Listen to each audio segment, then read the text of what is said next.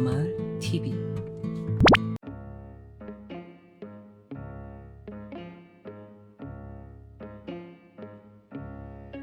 이번 영상은 애완곤충계의 양대 산맥인 장수풍뎅이와 사슴벌레입니다. 비슷하지만 큰 차이점을 가진 두 곤충은 각각의 매니아층이 확실한 멋진 외형을 가졌습니다. 장수풍뎅이와 사슴벌레는 같은 딱정벌레목에서 풍뎅이과와 사슴벌레과로 나눠지는데요. 과는 달라도 같은 딱정벌레목이다 보니 알에서 애벌레, 번데기, 성충으로 동일하게 성장합니다. 우리나라에 서식하는 장수풍뎅이의 종류는 장수풍뎅이, 웹불 장수풍뎅이, 둥글 장수풍뎅이 단 3종밖에 없지만 사슴벌레의 경우엔 무려 20종이나 있습니다. 이 중에서 대중적으로 익숙한 사슴벌레는 톱 사슴벌레와 널쩍 사슴벌레입니다. 먼저 사슴벌레의 특징부터 설명해드리겠습니다. 예전에는 집게벌레라고 불렀고 현재까지도 종종 집게벌레라고 불리고 있습니다. 하지만 진짜 집게벌레라는 이름을 가진 곤충은 가위벌레입니다. 이 뭔 개소리야! 전 세계적으로도 1600여 종의 사슴벌레가 있고 멋진 외형 때문에 애완용이나 표본으로 인기가 많습니다. 사슴벌레의 트레이드마크이자 상징이기도 한 집게는 사실 턱입니다. 이 턱은 명칭은 턱이지만 먹이 섭취를 위한 턱이 아닌 전투를 위해 발달된 무기입니다. 이 턱 때문에 성충이 되면 사슴벌레는 같은 사슴벌레류나 장수풍뎅이류를 제외하면 곤충류에서는 천적이 따로 없을 정도입니다. 가위처럼 양쪽에서 쪼이며 턱으로 잡아 비틀어 팽개치는 것이 사슴벌레의 전투 방식입니다. 이 턱의 힘이 너무 강해서 인간조차 물리면 엄청나게 아플 정도이고 일부 대형 사슴벌레는 턱으로 딱딱한 연필도 부러뜨릴 힘을 가지고 있습니다. 길이가 긴 턱을 가진 사슴벌레일수록 상대보다 멀리 떨어진 거리에서 긴 사정거리를 이용해서 우세한 전투가 가능하지만 턱 길이가 짧은 개체는 사정거리는 짧지만 긴 턱을 가진 개체보다 힘이 더 강하기 때문에 둘 중 어느 쪽이 강하다고 단정 지을 수는 없습니다. 암컷은 수컷에 비해 다소 작은 턱을 가지고 있는데 암컷 사슴벌레는 나무 껍질을 파내고 그 속에 알을 낳는 습성이 있어서 나무 껍질을 파내기 쉽게 턱이 진화되었습니다. 나무를 파내고 알을 낳은 뒤에 지친 체력을 보충하기 위해 다른 곤충을 잡아먹기도 하는데 마땅한 먹이가 없으면 수컷 사슴벌레나 자기가 낳은 자식까지도 먹는다고 합니다. 이러한 경우를 방지하기 위해 사육 시에는 암컷에게 충분한 먹이를 줘야 합니다.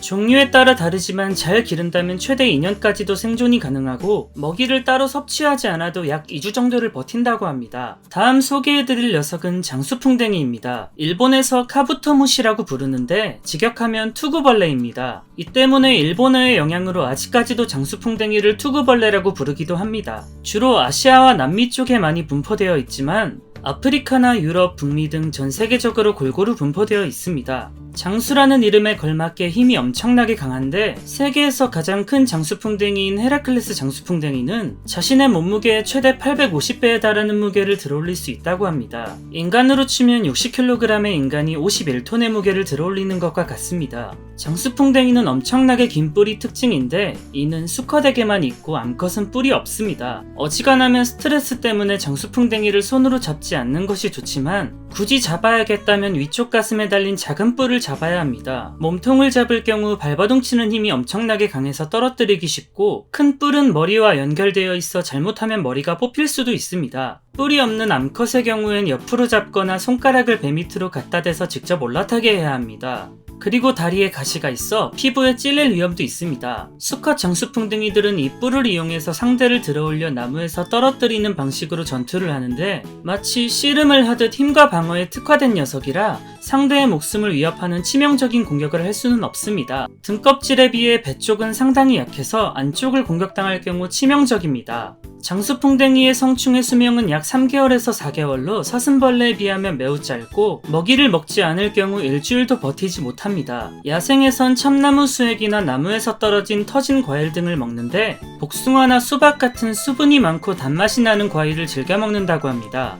장수풍뎅이와 사슴벌레는 서식지가 겹치기 때문에 자주 싸움이 일어나기도 하는데 대부분의 싸움에선 장수풍뎅이의 승리로 끝나지만 이는 3종밖에 없는 덩치가 큰 장수풍뎅이에 비해 20종이나 되는 사슴벌레는 개체마다 크기가 다양한 이유 때문입니다. 사슴벌레 중에서도 대형종에 속하는 널쩍 사슴벌레 같은 경우엔 장수풍뎅이와 크기가 비슷해서 서로 대등하게 싸울 수 있으며 집게로 장수풍뎅이에게 치명상을 입히고 심지어 몸통을 갈라버릴 수도 있습니다. 두 녀석 모두 등껍 겉껍질이 단단하고 체구가 커서 서로가 아니면 곤충류에서는 딱히 천 적이 없지만 다람쥐, 청설모, 족제비 등에겐 손쉽게 잡아먹힙니다. 다른 딱정벌레류와 마찬가지로 두 녀석 모두 날개를 가지고 있어 비행이 가능하지만 몸이 무거운 탓에 방향 전환이 서툴고 속도가 느려서 보통은 날지 않고 기어다닙니다. 뒤집혔을 경우엔 혼자 일어나지 못하고 바둥거리다 탈진해 죽을 확률이 매우 높은데 이 때문에 장수풍뎅이나 사슴벌레를 사육할 땐 노리목이라는 굵은 나무 토막을 군데군데 넣어줘야 합니다. 밤에 활동하는 야행성 곤충이지만 빛을 따라가려는 습성이 있어 시골의 가로등 같은 곳에서 어렵지 않게 채집도 가능하다고 합니다.